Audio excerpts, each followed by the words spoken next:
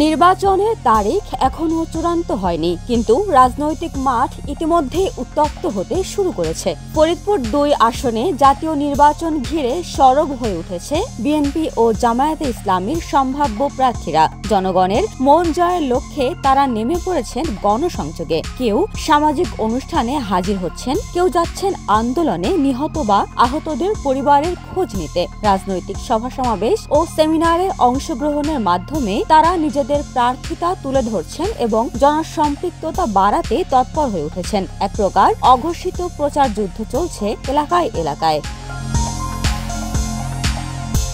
ফরিদপুর ২ আসনটি নগরকান্দা ও সালধা উপজেলা নিয়ে গঠিত। এই আসনে আগে ২ হেভিওয়েট নেতা নির্বাচনে প্রতিদ্বন্দ্বিতা করতেন। বর্তমানে আওয়ামী লীগের কার্যক্রম নিষিদ্ধ। বিএনপির হয়ে KM ওবায়দুর রহমানের মেয়ে কেন্দ্রীয় বিএনপির সাংগঠনিক সম্পাদক শামা ওয়াহিদ ইসলাম রিঙ্কু নির্বাচনী মাঠে সরব রয়েছেন। বিএনপির হয়ে অনেকটা এককভাবেই মাঠে রয়েছেন তিনি। নানা অনুষ্ঠানে অতিথি হয়ে কৌশলে গণসংযোগ করছেন। এখানে জাতীয়তাবাদী কৃষক দলের কেন্দ্রীয় কমিটির সাধারণ সম্পাদক শহীদুল ইসলাম বাবুল কিছুদিন নির্বাচনী তৎপরতা চালালেও দলীয় হাইকমান্ডের নির্দেশে এখন অন্য আসনে গণসংযোগ করছেন। তবে এ আসনে ফেসবুকে প্রচার চালাচ্ছেন মনোনয়ন প্রত্যাশী উপজেলা বিএনপির সভাপতি দাবিদার বাবুল তালুকদার ও সাবেক বিএনপি নেতা অ্যাডভোকেট লিয়াকত আলী খান বুলু। দ্বাদশ জাতীয় সংসদ নির্বাচন সময়ের সূত্রানুযায়ী এই আসনের মোট ভোটার ৩,২১,৬০৯ জন। অন্যদিকে জামায়াতও চুপচাপ বসে নেই। ফরিদপুরের এই আসনে প্রার্থী চূড়ান্ত করেছেন তারা।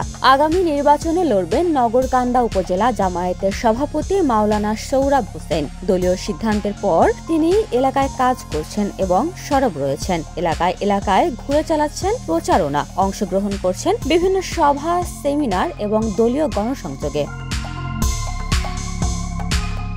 নগরকান্দা উপজেলা বিএনপির সাংগঠনিক সম্পাদক শওকত শরীফ বলেন, বিএনপি নেতা KM ওবায়দুর রহমানের মৃত্যুর পর তার একমাত্র মেয়ে শামা ওবায়দ বাবার মতো মানুষের বিপদে ছুটে যান।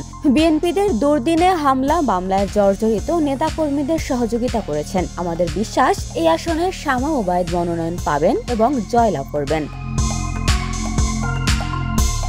ফরিদপুর ২ আসনে বিএনপি এবং জামায়াতের সরব মাঠ পর্যায়ের কর্মকাণ্ড শুধু আগামী নির্বাচনের প্রস্তুতিই নয়, বরং দেশের বৃহত্তর রাজনৈতিক পট পরিবর্তনের আগাম বার্তা বহন করছে। শামা ওবায়েদের মতো তরুণ ও পরিচিত মুখ মাঠে নামায় বিএনপির সমর্থকদের মাঝে আশা জেগেছে। অন্যদিকে জামায়াতও চুপচাপ নেই। তাদের প্রার্থী সোহরাব হোসেন এলাকা ভিত্তিক সংগঠনের সক্রিয় ভূমিকা রাখছেন। শেষ পর্যন্ত কে টিকে থাকবে, কে হার মানবে তা নির্ভর করবে সংগঠনের প্রস্তুতি, জনসম্পৃক্ততা এবং রাজনৈতিক বাস্তবতা কতটা দক্ষভাবে মোকাবেলা করা যায় তার উপর।